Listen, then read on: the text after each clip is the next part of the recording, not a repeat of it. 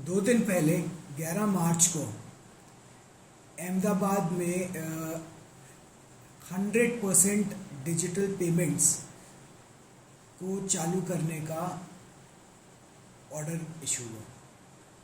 ये इसलिए क्योंकि हम करेंसी की जो ट्रांजैक्शन करते हैं नोट्स के थ्रू, कहते हैं कि पेपर के ऊपर नोट जो हैं उनके ऊपर कोरोना वायरस कई दिनों तक रुक जाता है। तो मेरा दिमाग, बिकॉज मैं एजुकेशन सिस्टम से जुड़ा हुआ हूँ, मेरा दिमाग ये सोचने में लग गया कि इसका इम्प्लीकेशन हमारे एजुकेशन सिस्टम के लिए क्या है, जहाँ हमारे सबसे नन्हे और छोटे बच्चे या पूरी जो हमारी सोसाइटी का जो फ्यूचर और बेस है वो जिसमें इन्वॉल्व है। तो मैंने देखा कि पेपर कहाँ कहाँ इन्वॉल्व होता है पूरे सिस्टम के अंदर।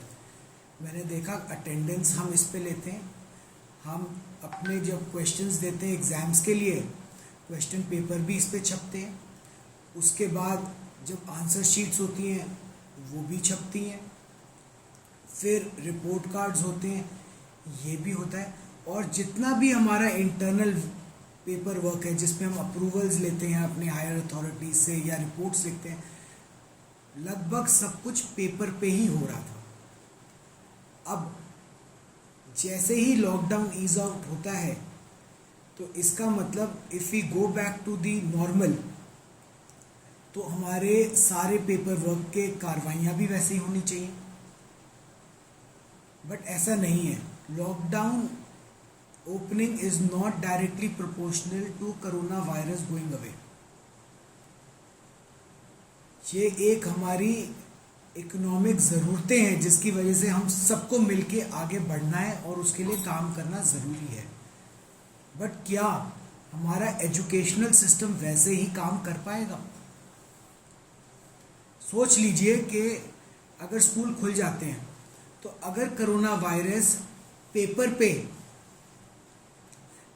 के थ्रू सस्टेन करता है तो वो एक अटेंडेंस रजिस्टर, वो पेपर कहाँ बना होगा, उस पेपर के बाद प्रिंटिंग कहाँ हुई होगी, उसकी बाइंडिंग कहाँ हुई होगी, उसके बाद हमारे स्टोर्स में आया होगा, स्कूल में स्टोर्स में आपको कैसे एलोकेट हुआ, कितने हाथों के थ्रू वो जा रहे हैं।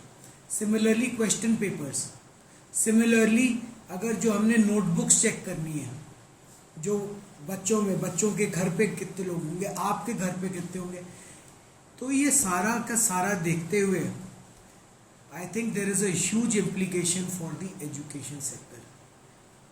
चाहे लॉकडाउन खुले या ना खुले, हमारी तैयारी क्या है ये नए फ्यूचर को लेके, जहां कोरोना वायरस ये जो महामारी है जिसने पूरी दुनिया को अपने लपेटे में लिया हुआ है, उसमें education sector how are they going to adapt to the new normal.